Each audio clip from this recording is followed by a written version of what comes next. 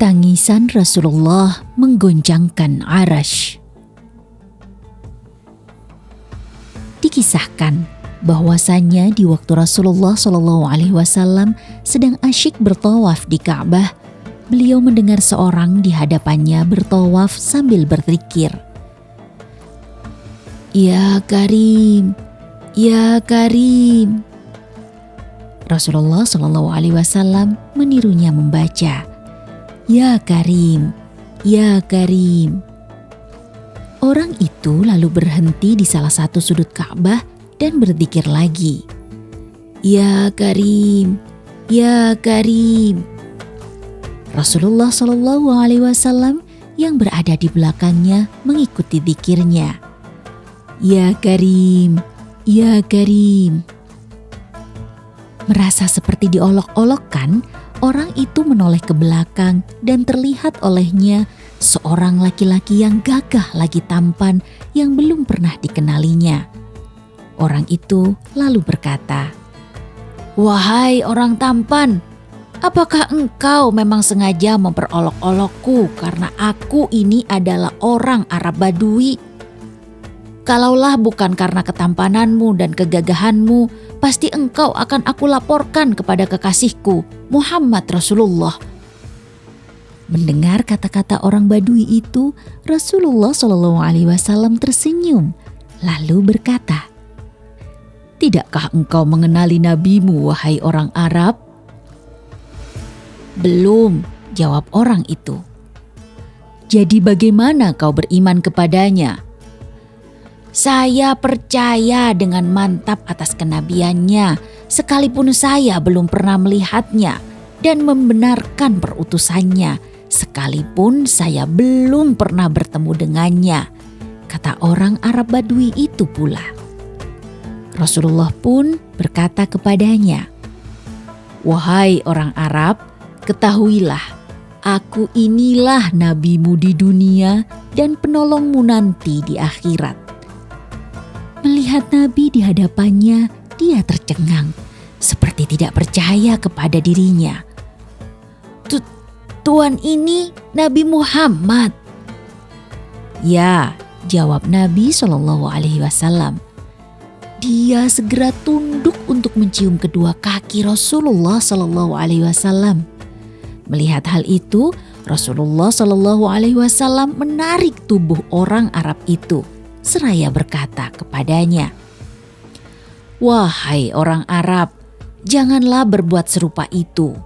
Perbuatan seperti itu biasanya dilakukan oleh hamba sahaya kepada juragannya. Ketahuilah, Allah mengutusku bukan untuk menjadi seorang yang takabur, yang meminta dihormati atau diagungkan, tetapi demi membawa berita." Ketika itulah malaikat Jibril alaihissalam turun membawa berita dari langit. Dia berkata, "Ya Muhammad, Tuhan As-Salam mengucap salam kepadamu dan berkata, katakanlah kepada orang Arab itu agar dia terpesona dengan belas kasih Allah. Ketahuilah bahwa Allah akan menghisapnya di hari mahsyar nanti, akan menimbang semua amalannya, baik yang kecil maupun yang besar." Setelah menyampaikan berita itu, Jibril kemudian pergi. Maka orang Arab itu pula berkata, "Demi keagungan serta kemuliaan Tuhan, jika Tuhan akan membuat perhitungan atas amalan hamba, maka hamba pun akan membuat perhitungan dengannya," kata orang Arab Badui itu. "Apakah yang akan engkau perhitungkan kepada Tuhan?" Rasulullah bertanya kepadanya. "Jika Tuhan memperhitungkan dosa-dosa hamba, maka hamba akan memperhitungkan betapa kebesaran maghfirahnya," jawab orang itu. "Jika Dia memperhitungkan kemaksiatan hamba, maka hamba akan memperhitungkan betapa keluasan pengampunannya. Jika Dia memperhitungkan kekikiran hamba, maka hamba akan memperhitungkan pula betapa kedermawanannya." Mendengar ucapan orang Arab Badui itu, maka Rasulullah Shallallahu Alaihi Wasallam pun menangis, mengingatkan betapa benarnya kata-kata orang Arab Badui itu. Air mata beliau meleleh membasahi janggutnya. Lantaran itu, malaikat Jibril turun seraya berkata, "Ya Muhammad, Tuhan As-Salam menyampaikan salam kepadamu dan bersabda, berhentilah engkau dari menangis. Sesungguhnya karena tangismu, penjaga Arsy lupa dari bacaan tasbih dan tahmidnya sehingga ia bergoncang. Katakan kepada temanmu itu bahwa Allah tidak akan menghisap dirinya, juga tidak akan memperhitungkan kemaksiatannya. Allah sudah mengampuni semua kesalahannya dan ia akan menjadi temanmu di surga nanti."